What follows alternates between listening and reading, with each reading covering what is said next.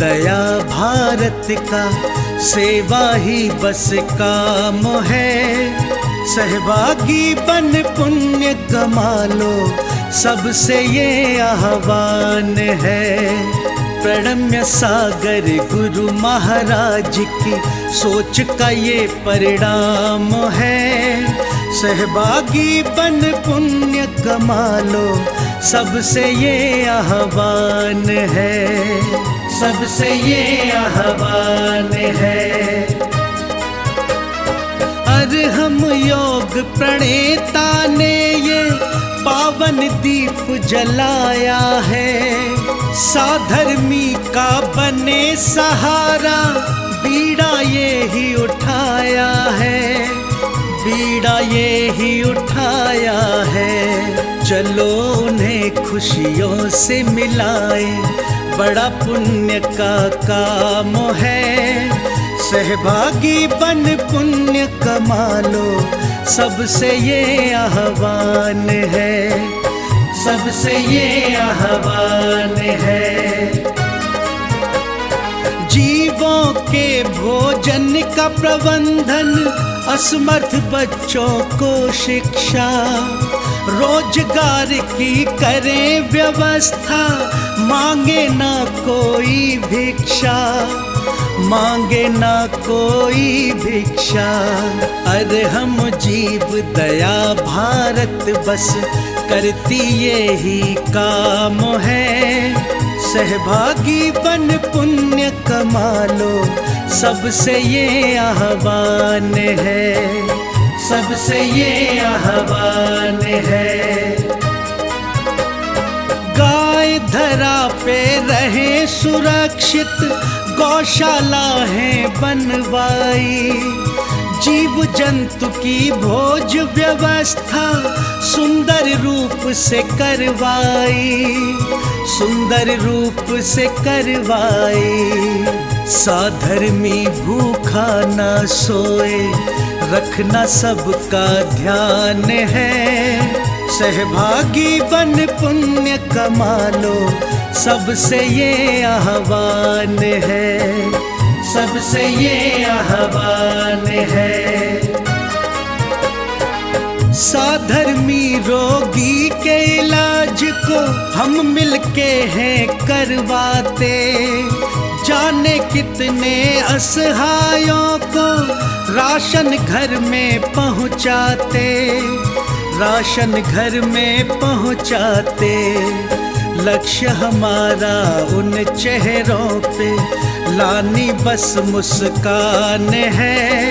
सहभागी बन पुण्य कमा लो, सबसे ये आह्वान है, सबसे ये आह्वान है। दान धर्म ही साथ जाएगा, बाकी सब तो धोखा है। पुण्य के भागी बन जाओ, ये बड़ा ही पावन मौका है, बड़ा ही पावन मौका है। जुड़ के जीवन सार्थक कर लो, पावन ये अभियान है।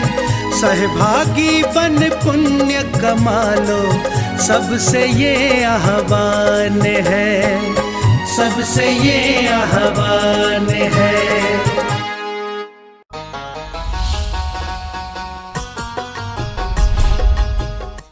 इस कार्यक्रम के पुण्यार्जक हैं प्रणम्य वाणी देवदूत। प्रणम्य गुरु की वाणी पहुँचे घर घर, सम्यक ज्ञान प्रभावना होवे घर घर। सभी प्रणम्य वाणी देवदूत के पुण्य की बहुत बहुत अनुमोदना। मात्र 12,000 रुपए वार्षिक सहयोग राशि प्रदान कर प्रणम्य वाणी देवदूत बने। अधिक जानकारी के लिए संपर्क करें।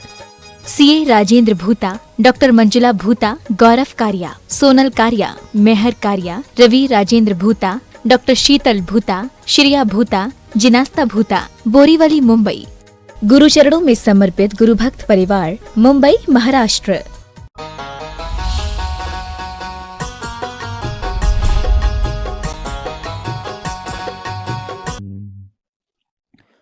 अनंत अनंत सिद्ध परमेष्ठी भगवान की, देवादिदेव आदिम तीर्थंकरी श्री ऋषभनाथ भगवान की, वर्तमान शासन नायक श्री वर्धमान महावीर भगवान की, परम पूज्य आचार्य गुरुवर श्री विद्यासागर जी महाराज की, अष्टानिक महामह नंदीश्वर पर्व की, हम ध्यान पुरता मुनि श्री प्रणम्य सागर जी महाराज की, समस्त मुनि संघ की।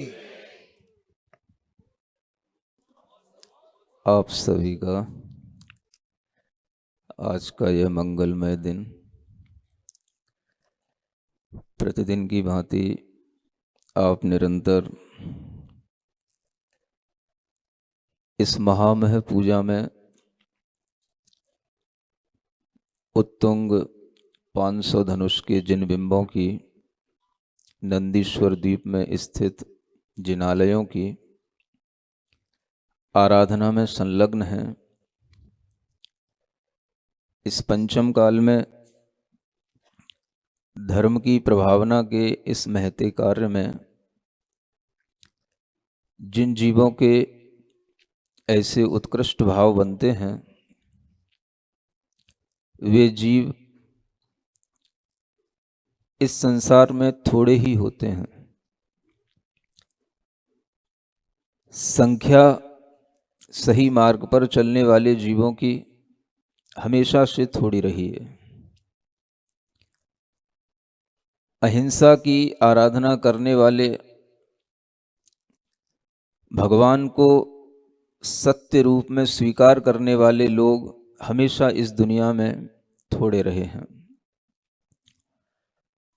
लेकिन वे थोड़े लोग भी अपने आप में बहुत बड़ी शक्ति रखते हैं और उन थोड़े लोगों के माध्यम से भी बहुत इस धरती पर एक शांति का वातावरण, अहिंसा का वातावरण बना रहता है। उन लोगों की भावनाओं के माध्यम से सच्चा धर्म, सच्चे भगवान की आराधना करने का मनोभाव भी लोगों में सहज बना रहता है। जो धर्म सच्चा होता है वह धर्म हमेशा जीवों को सुख देता है, और जीव जब उसकी शरण में आते हैं तो उन्हें यह सोचना भी नहीं पड़ता कि उन्हें क्या मिल रहा है, क्योंकि सुख कोई ऐसी वस्तु नहीं है जो हमें हाथ में लेकर के कहीं दिखानी पड़े, समझ में आए। सुख कोई ऐसी भौतिक वस्तु नहीं है कि जिसको हम कहीं से परचेज कर सकें। सुख कोई ऐसी वस्तु नहीं है जिसको हम किसी को गिफ्ट दे सकें। ये एक ऐसी अनुभूति है जो उस जीव को अपने अंदर होती है,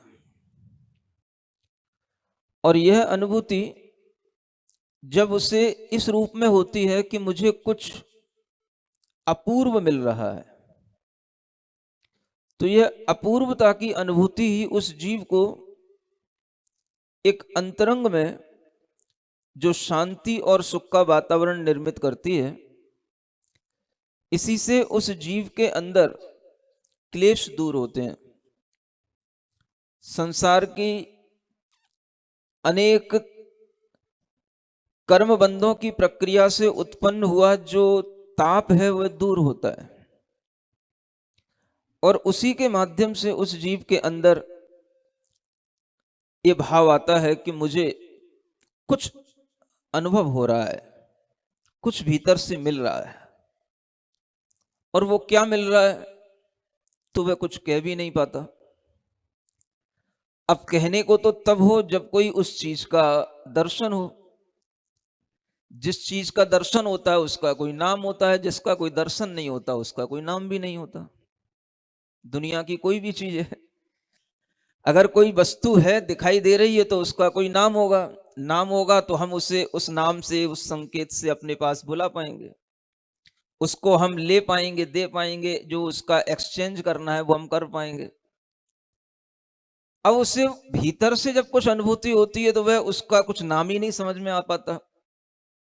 अब कुछ नाम है तो क्या कहे, अरे भाई, सुख है तो सुख तो सभी को है, शांति है तो शांति सभी को है।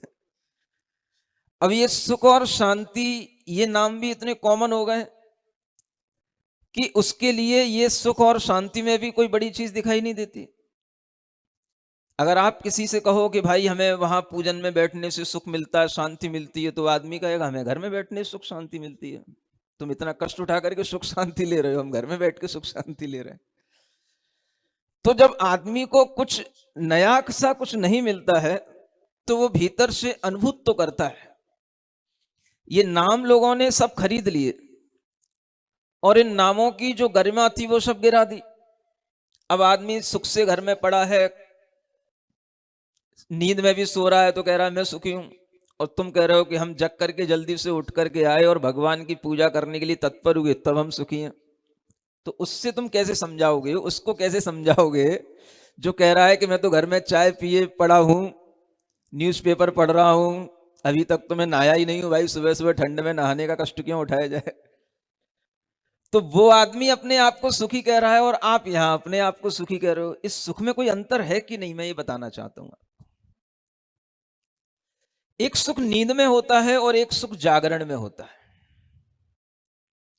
नींद के सुख को भी लोग सुख कहते हैं, लेकिन उस नींद के सुख से बढ़कर के अगर कोई सुख होता है तो वो जागरण का सुख होता है।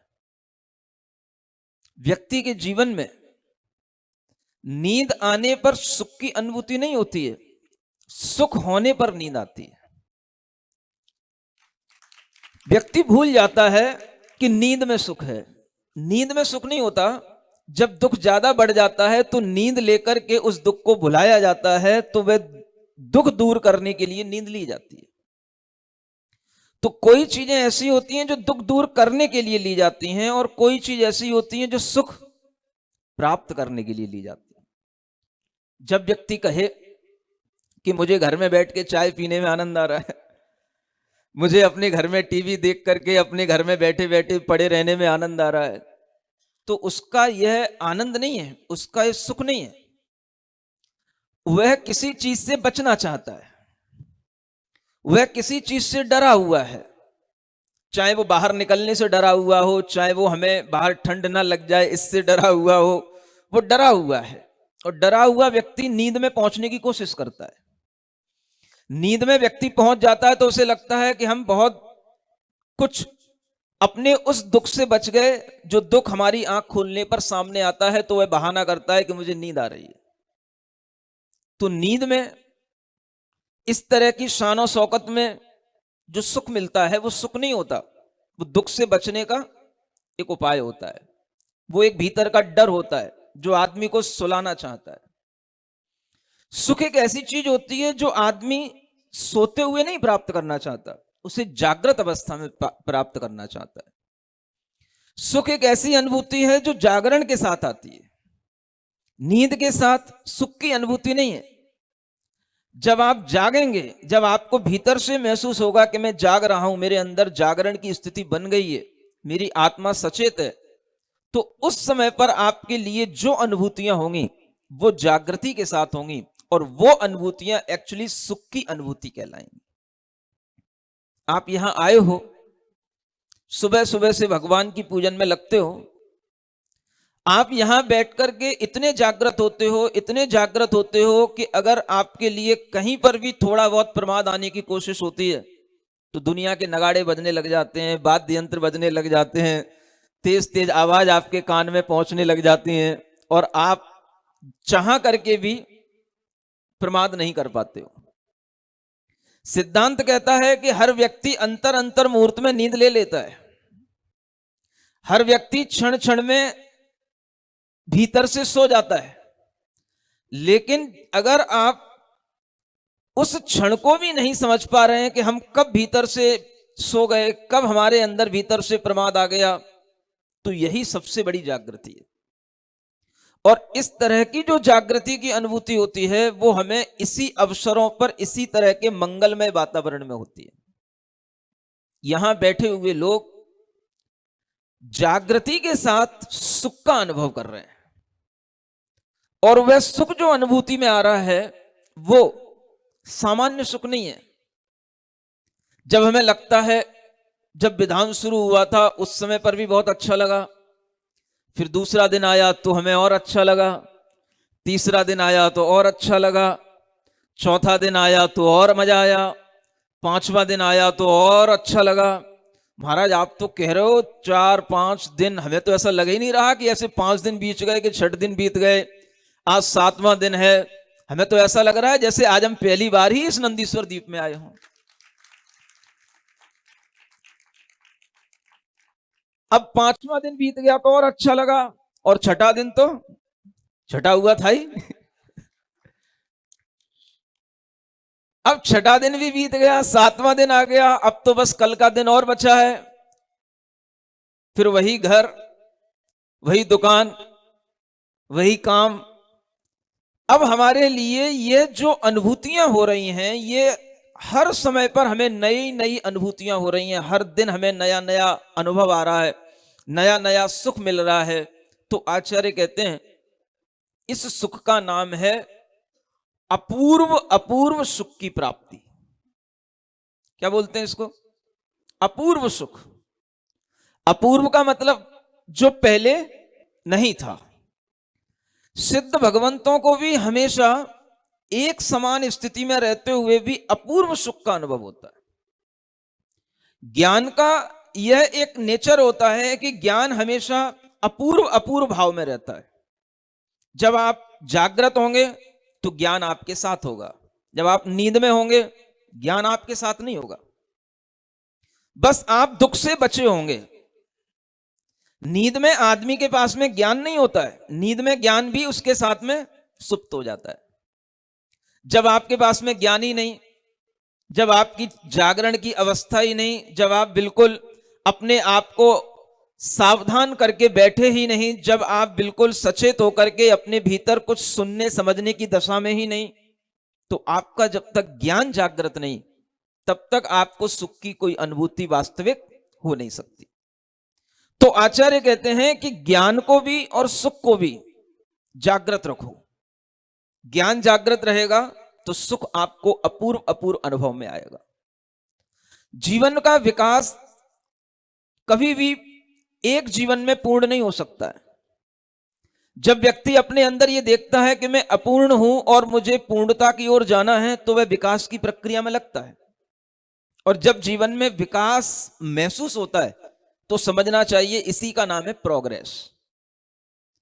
विकास जब व्यक्ति के अंदर आता है कि हां कल जो था उससे बढ़कर के हमारे पास आज है, आज जो है उससे अच्छा हमारे पास कल फिर होगा, इस तरह का व्यक्ति के अंदर जब भाव रहता है तो वही भाव उसकी वास्तविक इनर प्रोग्रेस कहलाती है। और इस तरह की प्रोग्रेस में जो उसको भीतर से एक ब्लिसफुल फीलिंग मिलती है उसी को आचार्य कहते हैं अपूर्व सुख। वो अपूर्व जागरण और अपूर्व ज्ञान के साथ होता है। अगर आप आज जागृत हैं तो आपके पास सुख है, नींद में हैं तो सुख नहीं है, वो आप डरे हुए हैं।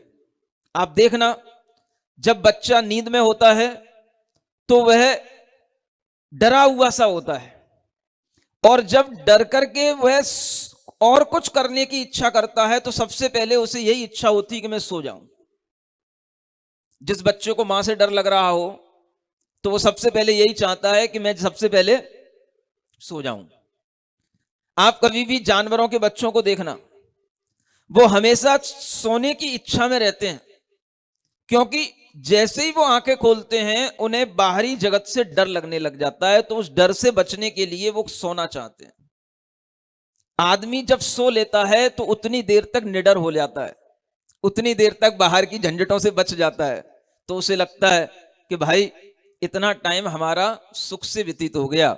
सुख से व्यतीत नहीं हो गया, इतना टाइम आपका एक ज्ञान चेतना के सुप्त होने में व्यतीत हो गया।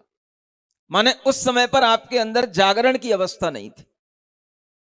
जागृत व्यक्ति हमेशा हर चीज की अनुभूति अपने ज्ञान के साथ करता है। सुख का भी अनुभव ज्ञान के साथ करेगा, निडरता का अनुभव भी ज्ञान के साथ करेगा। अरे भाई उसमें ज्यादा निर्भीकता समझ में आएगी जब हम जाग रहे हों या जब हम सो रहे हों तब।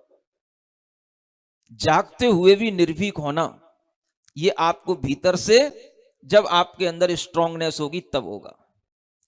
इसलिए जब हम इन तरह की पूजाएं करते हैं तो इन पूजाओं के माध्यम से आचार्य कहते हैं व्यक्ति के अंदर सम्यक दर्शन का जब भाव आता है तो वह व्यक्ति निडर हो जाता है, निर्भीक हो जाता है।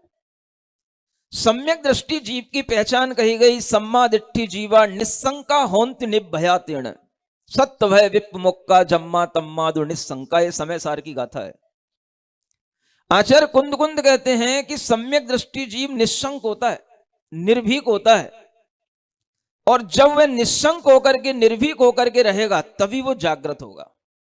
जब आप पूजा करने के लिए आते हो, आपके लिए कई तरह के लोग भी मिल जाते होंगे जो आपको रोकते होंगे, आपके घर के लोग भी रोकते होंगे, लेकिन आपके अंदर एक निस्संक भाव होता है। नहीं, इसमें अभी संदेह नहीं करना कि पूजा करने से हमें क्या मिलेगा। भगवान की पूजा के विषय में हमारे लिए यह संदेह नहीं होना कि नंदीश्वर द्वीप होता है कि नहीं होता है। हमें तो अभी यहां पर 2-4 समुंदर दिखाई दे रहे हैं, लेकिन ये सब समुंदर तो सब छोटे छोटे से समुंदर हैं। यहां से जब पार निकलोगे तो लवण समुद्र, कालोदधी समुद्र, पुष्करवर समुद्र, ये समुद्र इतने बड़े बड़े समुद्र हैं कि इनको आज तक विज्ञान भी खोज नहीं पाया। और इन समुद्रों के पार कितने समुद्र पार? 7 समुंदर पार में, बोलो अरे तुम्हें मैं कहां ले जा रहा हूं? 7 समुंदर पार। आज तक तुम कभी 7 समुंदर पार गए नहीं, बस गाने सुनते रहे 7 समुंदर पार में। अब तुम्हें पीछे पीछे गया 7 समुंदर पार। इतने सारे लोगों को एक साथ ले जाने के लिए अगर कोई जहाज है तो यही सबसे बड़ा धर्म का जहाज है, जो इतने सारे लोगों को 7 समुंदर पार ले जा सकता है। 7 समुंदर पार करके ही तो 8वां द्वीप आएगा, नंदीश्वर द्वीप। आप सोचते क्यों नहीं कुछ? लोगों ने बड़ी बड़ी चीजें जो हमें तीर्थंकरों ने बताई, उनको छोटी छोटी चीजों में निपटा दिया। जो हमें अपूर्व सुख, अनंत सुख की बात तीर्थंकरों ने कही, जो हमें भीतर से आत्मिक सुख की बात तीर्थंकरों ने कही, उसे लोगों ने चाय पानी और न्यूज़पेपर के सुखों में निपटा दिया।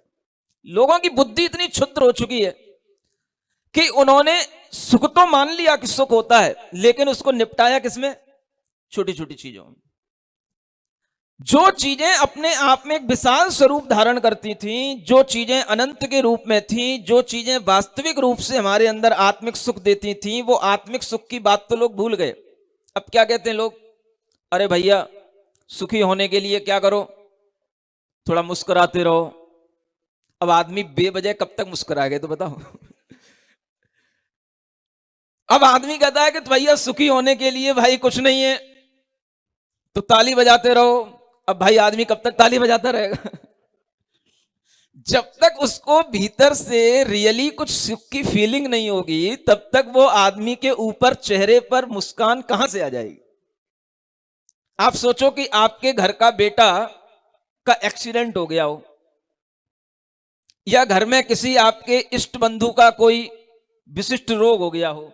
अब आपसे कोई कहे भैया मुस्कुराओ, अब कैसे मुस्कुरा लोगे तुम? कैसे तुम्हारा मन मिल जाएगा मुस्कुराने का?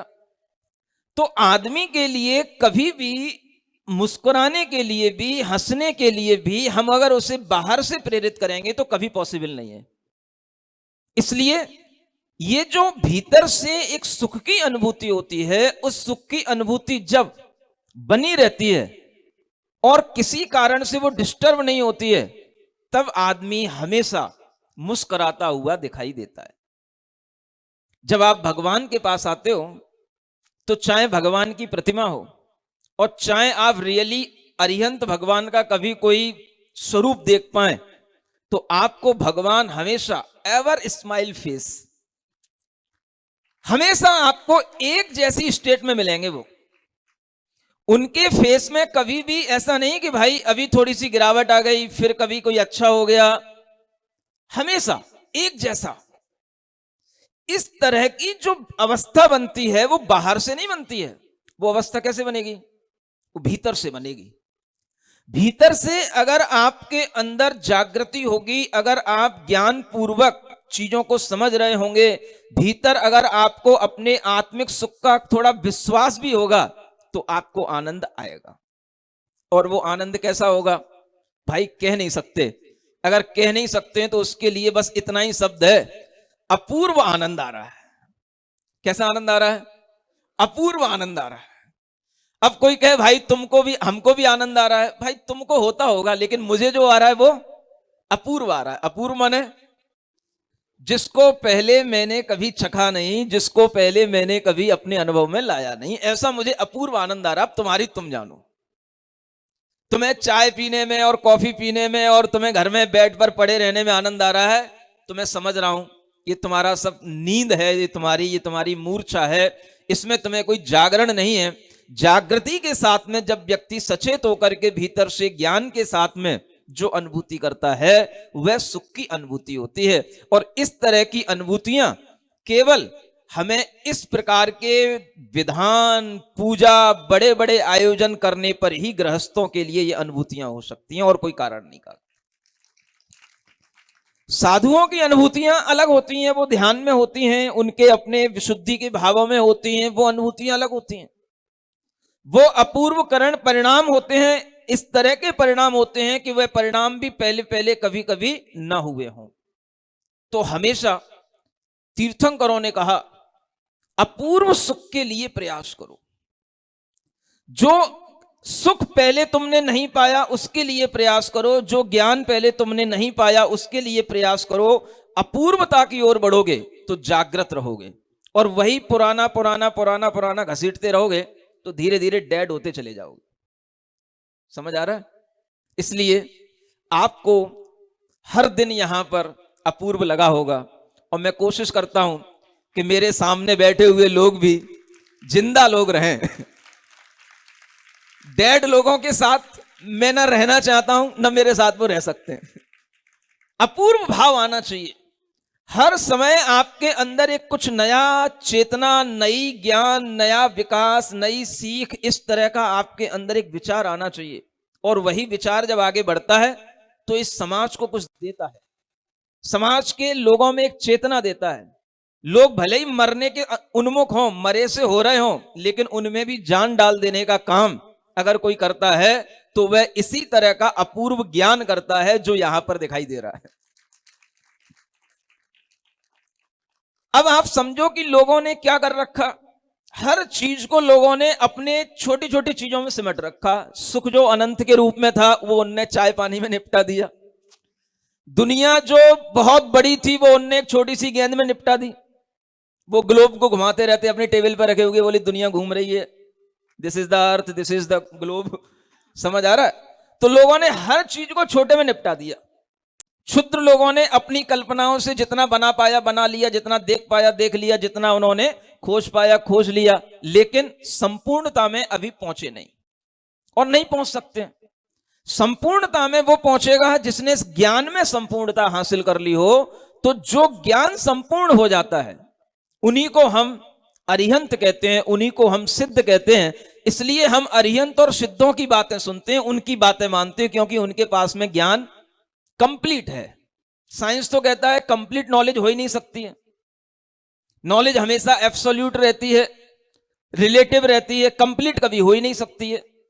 जब साइंस ये कहता है तो हमें कहना पड़ता है कि नहीं, नॉलेज भी कंप्लीट होती है, और तुमको भले ही ना हो लेकिन हमें पता है किनको है, तो उन्हीं का नाम है अरिहंत, उन्हीं का नाम है सिद्ध। और जब वो अपनी कंप्लीट नॉलेज से हमें कुछ बताते हैं तो हमें वो भी दिखाते हैं जो हमें यहां दिखाई नहीं दे रहा है।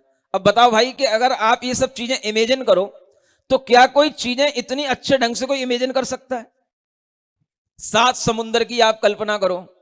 अब आपने छोटे छोटे से वो पैसिफिक महासागर, हिंद महासागर, वो सब छोटे छोटे से अपने सागर बना लिए, और आचार्य यहां कहते हैं ये 1 लाख योजन का जम्बू द्वीप है, इससे डबल डायमीटर का जो है 2 लाख योजन का। समझ आ रहा है? और उसमें अगर आप 6000 किलोमीटर का और गुणा कर दो तो उतना जाकर के उतने किलोमीटर का वो है एक समुद्र है, और उससे दोगुने दोगुने समुद्र होते होते हम आपको 7 समुद्र पार ले जा रहे हैं।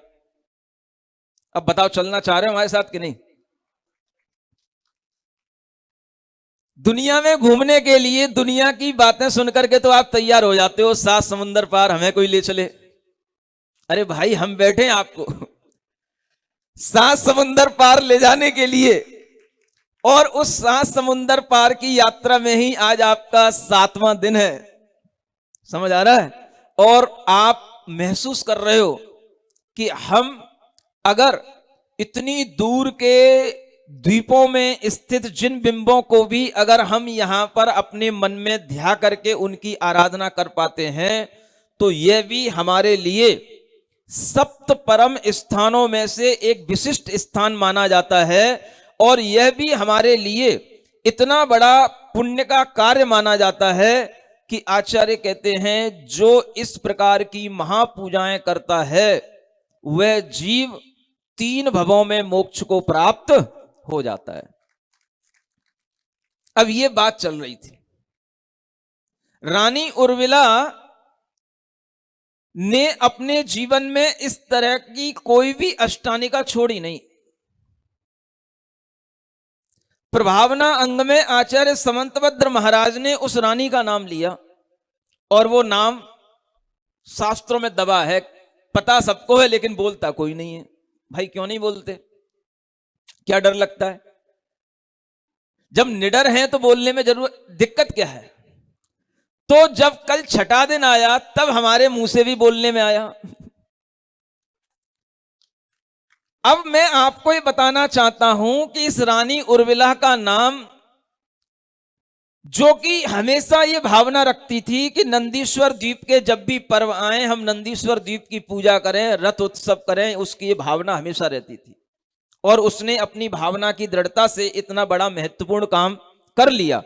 अगर बीच में उसके लिए कोई व्यवधान भी आया तो उसने अपने व्यवधान में भी अपनी दृढ़ता नहीं छोड़ी, और उस दृढ़ता को भी उसने पूर्णतया पालन करने के लिए मुनि महाराज के पास गई, गुरु महाराज के पास गई, और वहां से उसको समाधान मिला।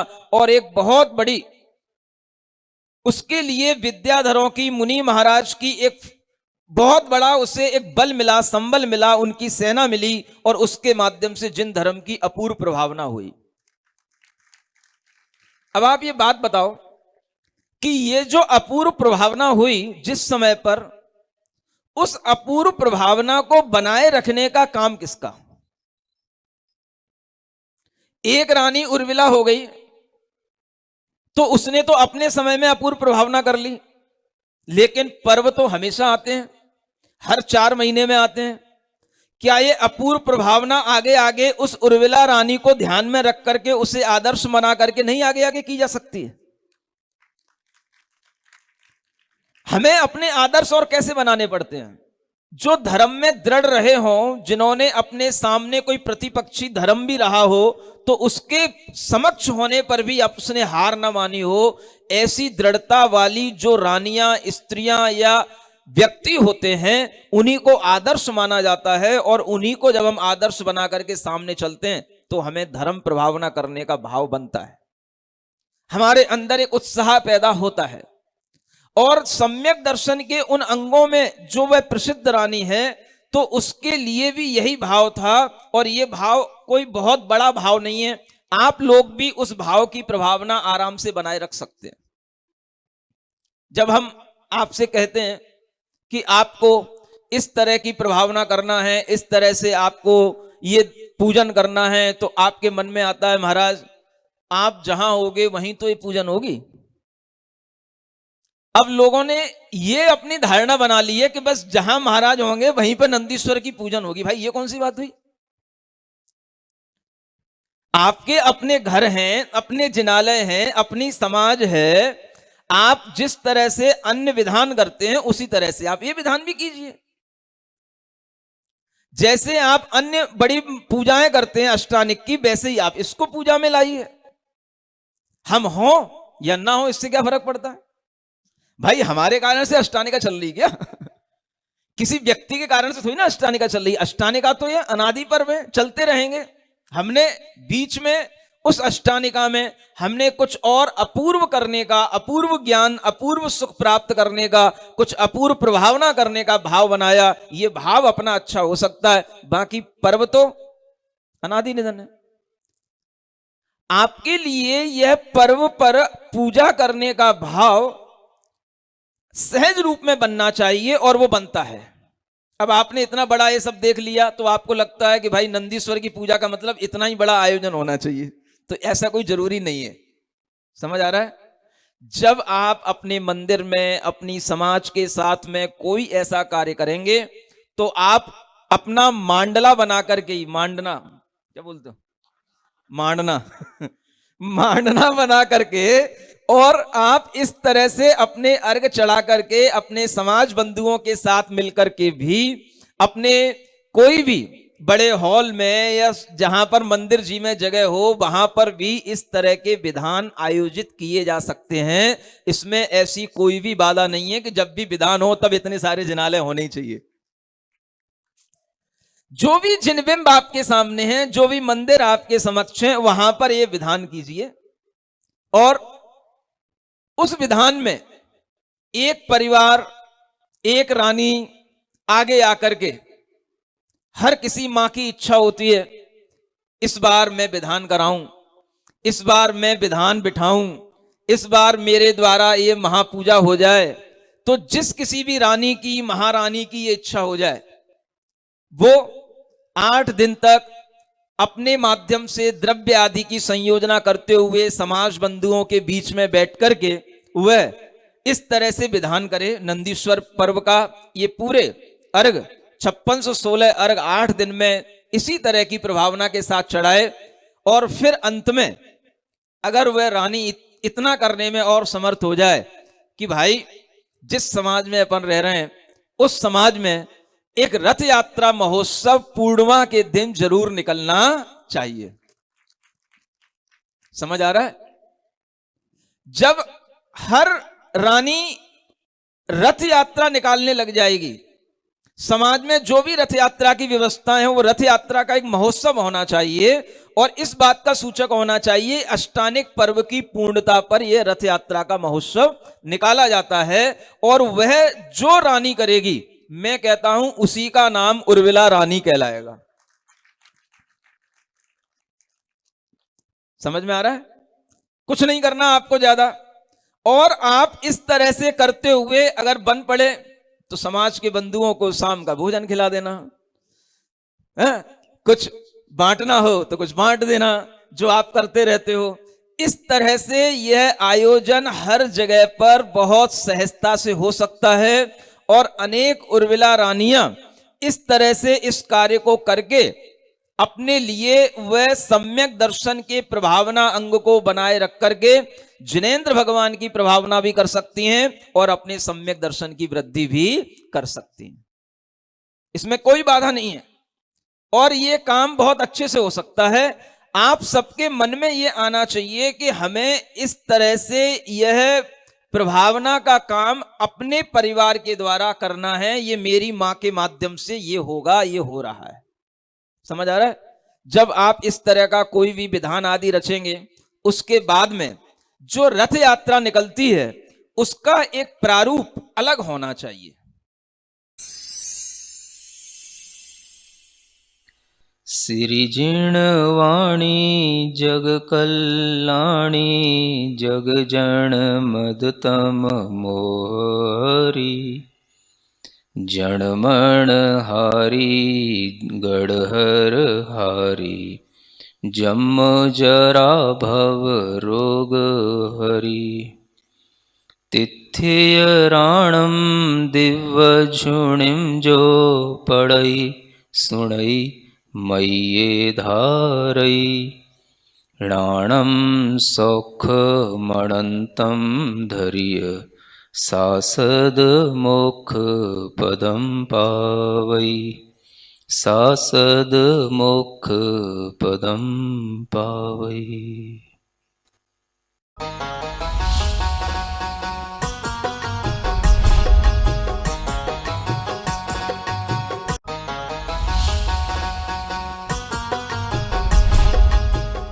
इस कार्यक्रम के पुण्यार्जक थे प्रणम्य वाणी देवदूत प्रणम्य गुरु की वाणी पहुँचे घर घर, सम्यक ज्ञान प्रभावना होवे घर घर। सभी प्रणम्य वाणी देवदूत के पुण्य की बहुत बहुत अनुमोदना। मात्र 12,000 रुपए वार्षिक सहयोग राशि प्रदान कर प्रणम्य वाणी देवदूत बने। अधिक जानकारी के लिए संपर्क करें।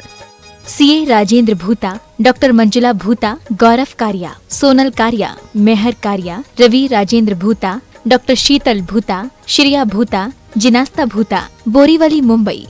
गुरु चरणों में समर्पित गुरु भक्त परिवार, मुंबई।